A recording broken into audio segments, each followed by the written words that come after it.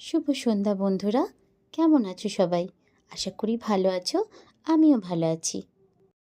আমার বাড়ির কার্তিক পুজোটা খুব সুন্দরভাবে হয়েছে, তাই তোমাদের সাথে শেয়ার না করে থাকতেই পারলাম না।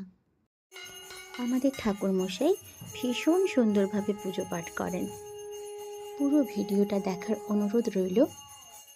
আশা করি ভিডিওটা তোমাদের ভীষণ ভালো লাগবে। ভিডিওটা কেমন লাগলো অবশ্যই কিন্তু কমেন্টে জানিও।